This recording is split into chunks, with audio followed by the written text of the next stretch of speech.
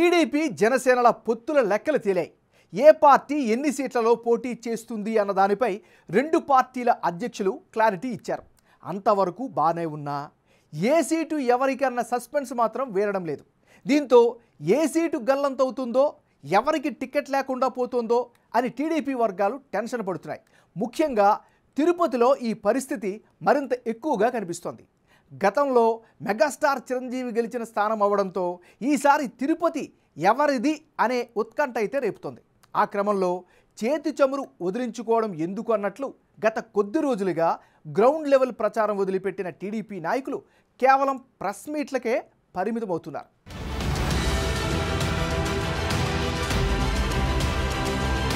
రాష్ట్రంలో అత్యంత కీలకమైన నియోజకవర్గాల్లో తిరుపతి ఒకటి. టీడీపీ జనసేనల పొత్తు నేపథ్యంలో తిరుపతి నుంచి ఎవరు పోటీలో ఉంటారనేది ఆసక్తికరంగా మారింది. ఓవైపు టీడీపీ నుంచి 6 ఆశావహులు నిన్నటి వరకు హడావిడి చేశారు. ఇక జనసేన నుంచి డాక్టర్ హరిప్రసాద్ తనదే సీటు అన్న ధీమాతో కనిపిస్తున్నారు. మరోవైపు సినీ నిర్మాత ఎన్వి ప్రసాద్ సైతం జనసేన టికెట్ కోసం ప్రయత్నాలు చేస్తున్నారని అంటున్నారు. సీట్ ఎవరికన్న దానిపై క్లారిటీ వస్తే టీడీపీలోని నాయకులు జనసేనలో చేరి టికెట్ దక్కించుకోవాలని చూస్తున్నారట. తిరుపతి స్థానంలో గెలిచిన అభ్యర్థి పార్టీనే ఖచ్చితంగా ప్రభుత్వం ఏర్పాటు చేస్తుందన్న సెంటిమెంట్ ఉంది. గతంలో చిరంజీవి పీఆర్పీ నుంచి గెలిచినప్పటికీ చివరికి కాంగ్రెస్ ప్రభుత్వంలో భాగస్వామయ్యారు. ఈసారి తిరుపతిలో ఖచ్చితంగా గెలవాలని వైసీపీ 2 నెలల క్రితమే అభ్యర్థిని ప్రకటించింది. ఎమ్మెల్యే భూమన కరుణాకర్ రెడ్డి కుమారుడు అభినయ్ని క్యాండిడేట్గా డిక్లేర్ చేసింది.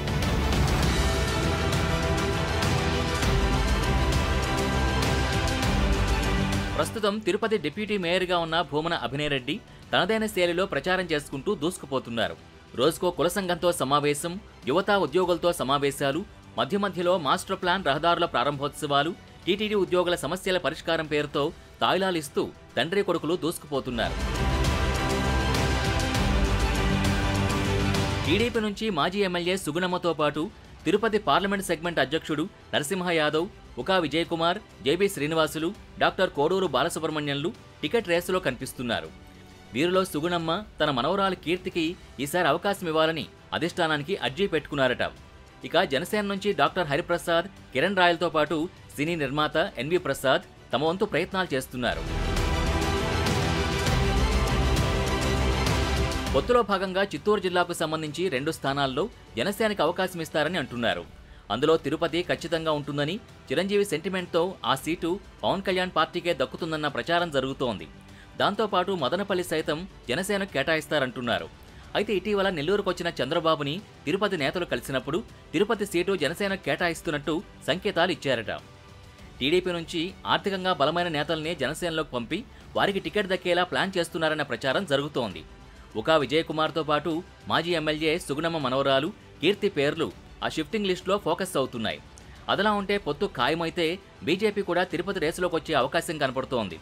బీజేపీ నిర్ణయం కోసం ఎదురుచూస్తున్న టీడీపీ, జనసేన అధినేతలు అందుకే తిరుపతి సీటుని హోల్డ్లో పెట్టారంటున్నారు.